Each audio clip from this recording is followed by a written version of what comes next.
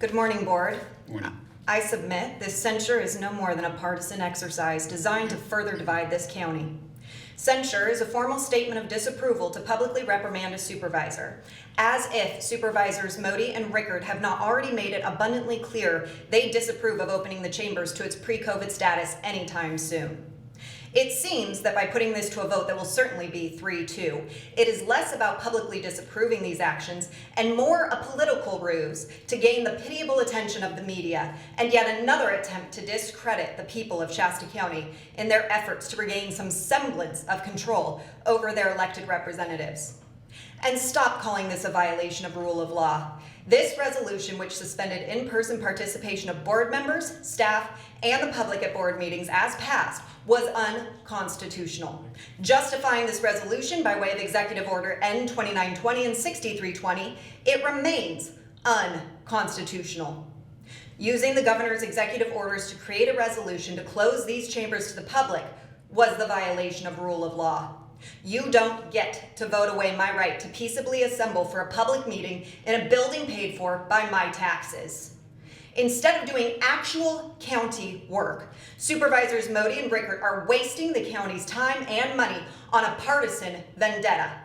Leonard, it's like you only exist in opposition to Les Baugh.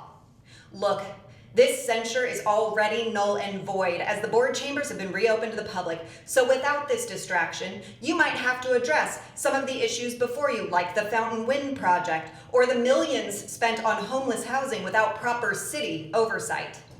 This sham of a censure essentially asks, is this Board of Supervisors petty enough to pick a fight over a peaceable assembly that affected none of the accused parties? Leonard, Mary Jo, you were absent. You were not in the chambers. None of your staff were in the chambers. There was no risk to anyone that had not consented thereof. Shame on you and this staff for seeing this as an opportunity to virtue signal instead of engaging in the difficult work of scrutinizing these outrageous government mandates.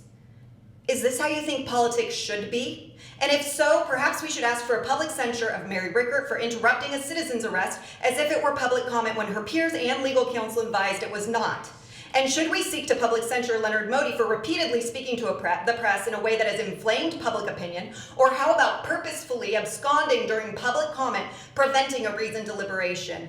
Mary, in last week's meeting, you said Les had been reckless and done this to draw attention to himself. I propose that is exactly what you are doing now, using your position as supervisor to recklessly garner attention to your misguided self-righteousness. This is a low road to use public censure against two supervisors that wanted to uphold their oath to the Constitution, allowing the citizens their First Amendment right to effectively have their grievances redressed. You can hand it off to redressed. somebody else if you like. Thank you.